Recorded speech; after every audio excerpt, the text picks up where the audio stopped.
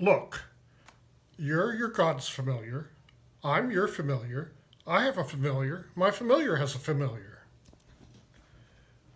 Today I'm going to talk about, well, let's just get to it. If you want to play Advanced Dungeons and Dragons, you need the Dungeon Master's Guide, the Monster Manual, and the Player's Handbook. And that's all you really need. But I'm going to talk about a book that you don't need, but it's really useful to have anyway. The Advanced Dungeons and Dragons, Deities and Demigods book. Now, let's open it up.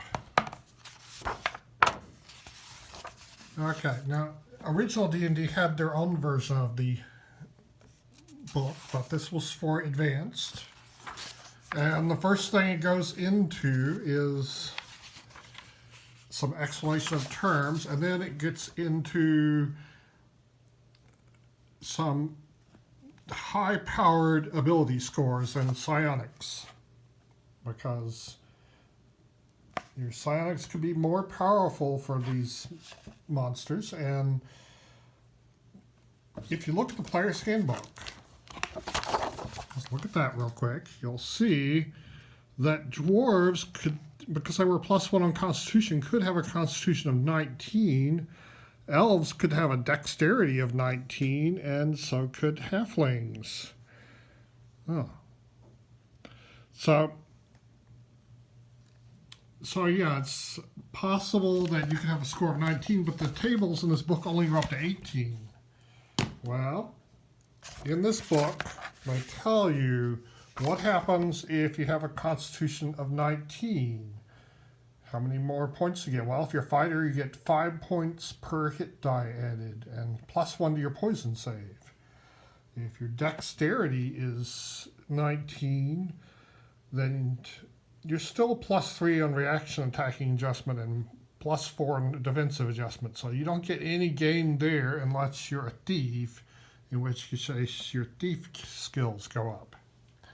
But for the most part, these higher than 18 stats were intended for the gods, not for player characters.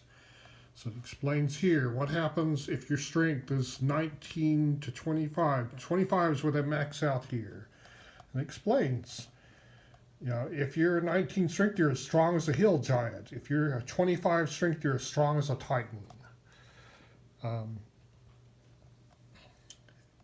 And if you're as strong as a titan, if you try to kick open a door, you make it 23 out of 24 times. And if that door is barred, locked, or wizard locked, you still make it 9 out of 10 times. Now, intelligence is, if your intelligence is 19 or higher, you're immune to illusion phantasm spells of a particular level. And if your wisdom is higher, you're immune to certain spells, and you get more spells. I already went over how dexterity helps you if you have thieves' abilities, and constitution. If you have a constitution of 20 or higher, you start to regenerate. And if your constitution is 19 or higher, and you roll for hit points, anytime you roll a 1, it becomes a 2.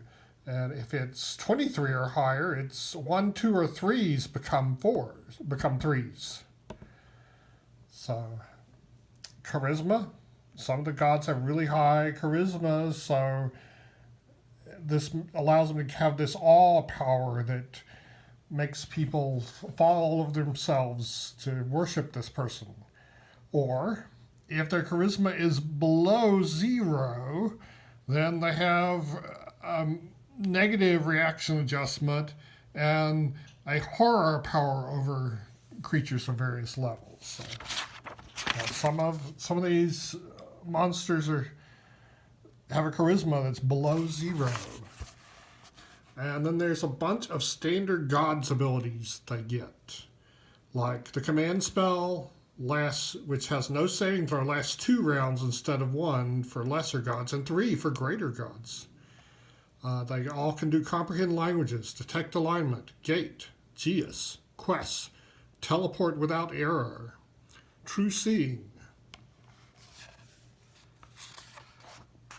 And it's possible to call on your god, but the chances are really small, like 1%. But still, it's possible that if things are really messed up, you can call on them. There's some notes about running clerics and deities, omens, mortality and immortality, about how if your character gets too powerful, you might want to have him do divine ascension and become a minor god. So let's get into pantheons. First is American Indian mythos. That's trying to do a pantheon for hundreds of different cultures and religions, but they made an attempt here with, it not only has gods like Coyote and Raven, but also it has some heroes like Hiawatha. Throughout this book, there'll be heroes from a certain culture statted out. And when it stats them out, if you look here, if it says they have druid or cleric levels, this means they can cast the spells at that level. If they have fighter or paladin ranger levels, they can do the abilities of that class at that level. Same with magic user illusionists, they have spells at that level. Thief abilities, they might have assassin's ability to assassinate, monk abilities, bard abilities, and psionic abilities. And Hiawatha has 21 strength because he's not a player character, he's a superhero, basically. Here's more Native Americans like the Thunderbird, a unique monster. The first priest, Yana Lalula, I can't pronounce that. There's a chapter on the Arthurian heroes, King Arthur and his friend, and including a little thing on the Knight of Quality, the average Knight of Renown, some named Arthurian heroes. Here's King Arthur, which it says is a 14th level paladin and a 5th level bard. Sir Galahad, Sir Gawain.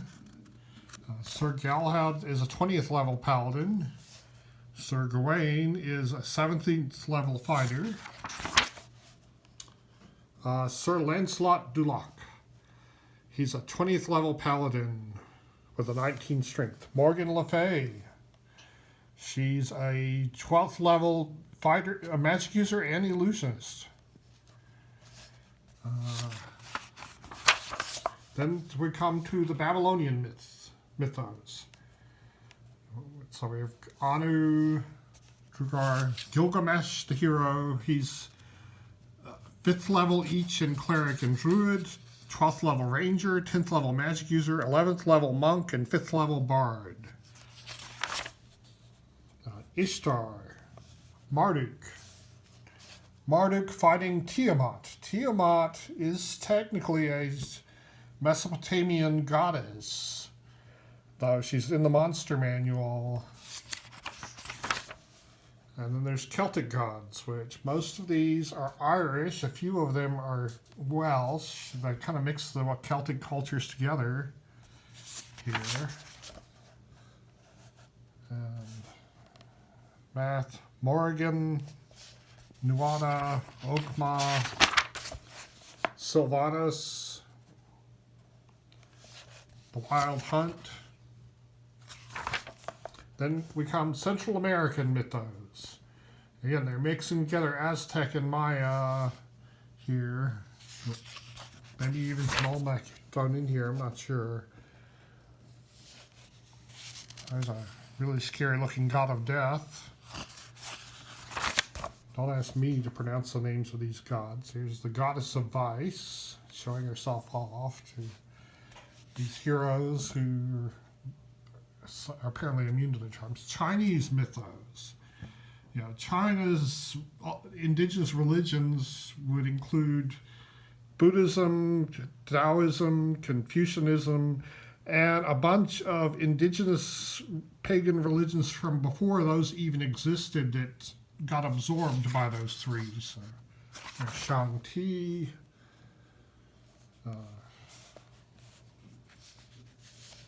Kuan Yin there, Li Kung the Thunder, the Killer of Gods, spirits of the air. And then we come to the Cthulhu mythos. They had, because the authors did not understand copyright and games, the TSR had the rights to do this when I did this. But they chose not to fight to keep that right for I don't know what reason. So it's not in later editions of this book, which is a real shame because Lovecraft's writing was really influential towards this. The Monster Manual has a whole bunch of different versions of the Deep Ones and the Great Race. It's too bad they weren't here. And the Mind Flayers were inspired by Lovecraft, even though I don't think they were actually mentioned in the Migo, the Primordial ones, Shoggoth. This one got put on Fox News because I didn't know what they were talking about. Okay, we have the Egyptian mythos, Ra, Anubis, Bast, Geb, Horus, Isis, Osiris. There's the Phoenix, and Ptah, Set, the minions of Set, Thoth. There's like a really ultra simple version of hieroglyphics here. And then we come to the Finnish mythos.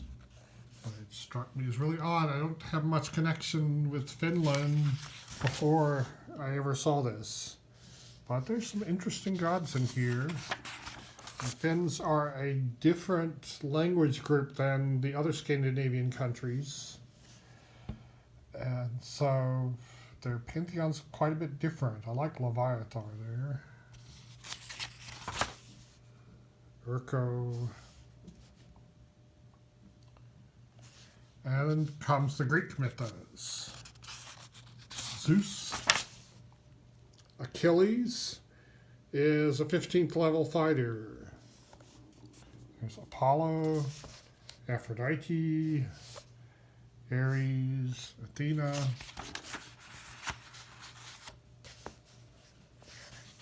Yeah, so Aphrodite, she is a 10th level cleric, 12th level magic user, 15th level illusionist, and 10th level bard.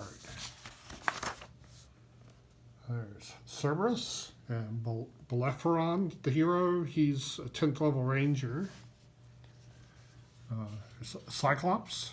That's one of the omissions from the Monster Manual. There ought to have been Cyclopses in there. One of the few omissions. They had almost everything you might need in there. Dionysus. Yeah, Dionysus is a 15th level cleric, 14th level fighter, 13th level each in magic user and illusionist, and 19th level bard. There's Hades, Hecate, Hephaestus, Hera, Hercules, hero of song and story. Yeah, I got him as chaotic neutral, 15th level ranger, 3rd level bard. There's Hermes, there's Hercules fighting the Nemean lion. I've been close to Nemea once. They know where Nemea is, but they don't remember the exact spot where he fought the lion. After 4,000 years, that knowledge has been lost.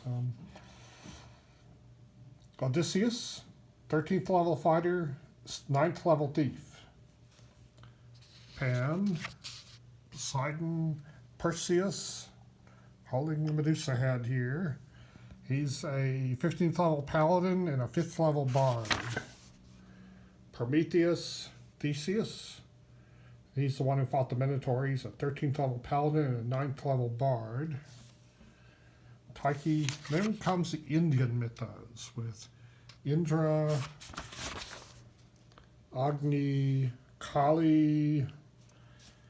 And one of the things that the Indian mythos introduces is the idea of avatars, that the gods might appear on the prime material plane having only one of the powers. So the avatar of Vishnu, for example, might be a 15th level cleric, or it could be a 17th level paladin, or it could be a 25th level magic user, or an 18th level illusionist. Now, the hit points that give these gods are laughably low. I'd add a 0 for demigods, 2 zeros for lesser gods, and 3 zeros for greater gods. Maybe 4 zeros for greater gods. Those, armor class for Vishnu is -5. That's the equivalent of 25 for ascending armor class. That's Yama. Then we get into Japanese ones. Not much was done with Japanese mythos before Oriental Adventures, but they were in here. Here's some Japanese heroes fighting a dragon turtle. Then comes the Melnibonian mythos. The same company that did Call of Cthulhu also did an Elric game. And so they were the ones who were fighting with TSR over the copyrights, which they both had. They both had the right to use these characters in games. Here's Elric, 15th level fighter, 19th level magic user, 10th level illusionist, 10th level assassin. Moonglum is 14th level fighter, 13th level thief, 5th level bard. Ariok, blood and souls for my lord Ariok. Darnazy hunting dogs, I've used those. I haven't used the Elohim. They're kind of a cool monster. It unfortunately is not. And the Graluk, interesting monsters. Grom. The Kelmane, another interesting monster. Too bad they're not in the regular game. Mist Giants, also interesting. Yeah, so there's interesting monsters. And one thing I thought was interesting about this is that they have gods who are like the god of a particular animal, like Roofdrack, the master of all dogs. I thought that was interesting. I like the vulture lions a lot, and the vampire trees. Here's some vulture lions fighting against Elric. And Yurkun, Elric's nemesis, who has a 15th level fighter, 17th level magic user, and 5th level bard. Okay, then we comes the Nuon mythos. I don't know how to pronounce that. That's Fafhrd and the Grey Mouser.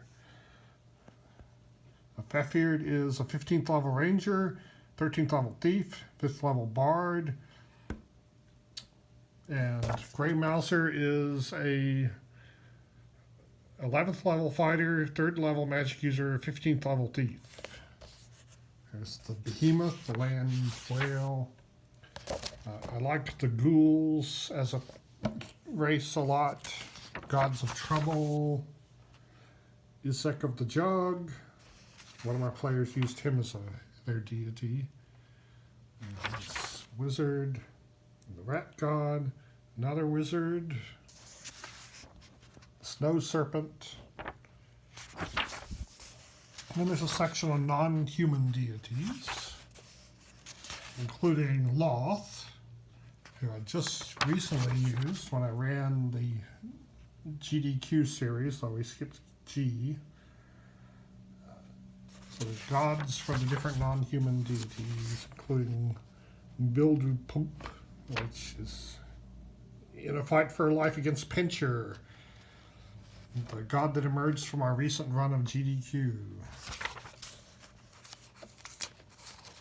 And then there's the North mythos. These have gotten used a lot in my games because I tend to attract players who like Thor. There's Odin, Sleipnir, Balder,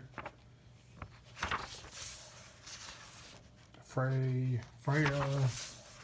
Frigga, Heimdall, Hel, Loki, which his colors are different than those that Marvel gave him, but here he is.